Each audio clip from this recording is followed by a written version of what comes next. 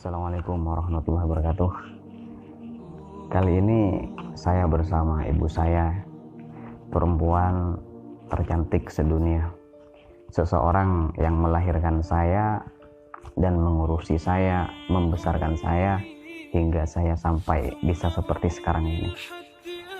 Sebelum saya berangkat kerja, saya memang membiasakan diri untuk selalu pamit pada beliau dan meminta doa dan ridho beliau. Saya seorang guru honorer di salah satu sekolah swasta, dan saat tak ada jadwal mengajar, saya coba kerja serabutan, apapun yang penting halal, dan termasuk ngojek. Mohon maaf ya, saya bukan ojek online, tapi ojek biasa yang memang sudah punya langganan. Dulu sempat mau daftar ojek online, tapi terlambat, dan pendaftarannya sudah ditutup dan belum dibuka sampai sekarang. Dan saya dapat jaket ini pinjam dari teman yang kebetulan punya 2 jaket. Sahabat-sahabat sekalian, mungkin kalian tidak tahu sakit hati terparah dan terbesar dalam hidup saya. Bukan karena saya putus cinta, bukan karena saya tidak punya pekerjaan yang mapan, bukan karena saya tidak punya mobil yang mewah, bukan karena saya tidak punya rumah yang besar, bukan karena saya tidak punya harta yang berlimpah, bukan karena saya tidak punya jabatan dan popularitas, bukan karena saya dihina atau direndahkan orang lain, bukan itu semua. Tapi ketahuilah, sakit hati terparah dalam hidup saya adalah melihat orang tua, terutama ibu, semakin hari usianya semakin senja dan saya belum bisa memberikan apa-apa. Saya belum bisa membahagiakan dan membanggakan mereka, membanggakan beliau. Makanya saya sangat heran ketika melihat anak muda pacaran atau tunangan dan mengorbankan banyak hal untuk pacar atau tunangannya. Mengeluarkan banyak uang, mengajak makan ke restoran mahal, dan memberikan surprise dengan alasan cinta. Memperlakukannya dengan sangat lembut dan spesial, tapi dia mengabaikan ibunya dan bahkan tidak jarang mereka menyakiti hatinya. Dan buat sahabat-sahabat sekalian yang sudah beristri, saya mau tanya kepada Anda semua.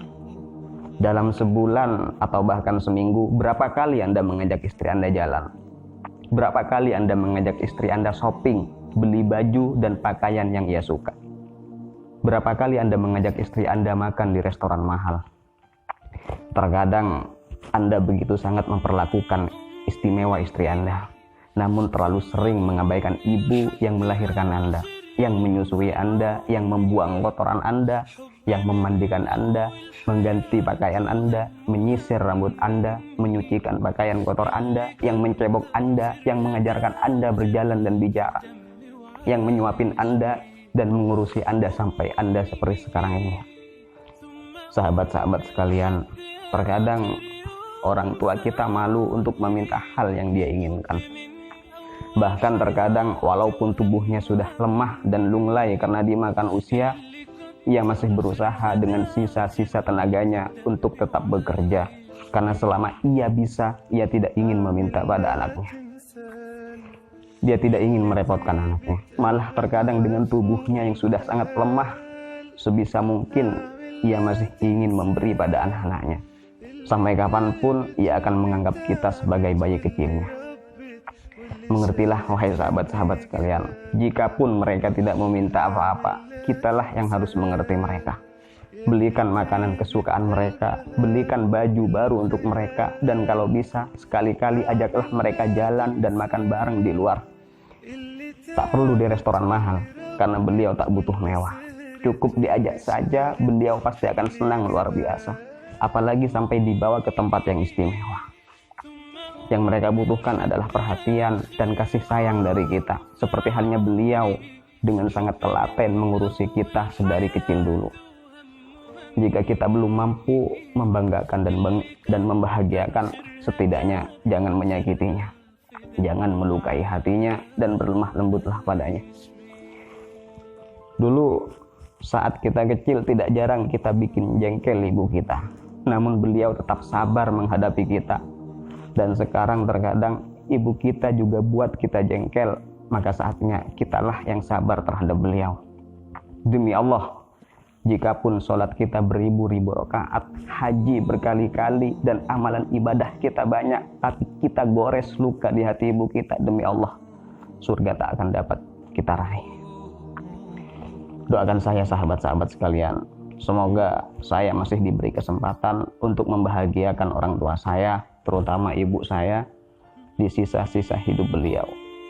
Semoga saya bisa membahagiakannya, memfasilitasi dan mencukupi kebutuhan hidupnya.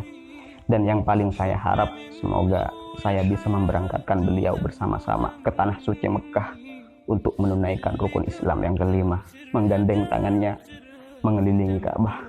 Amin ya Allah. Dan buat sahabat-sahabat sekalian, saya doakan semoga Allah masih memberi kesempatan pada kalian semua untuk bisa membahagiakan dan membanggakan serta berbakti pada orang tua, terutama ibu.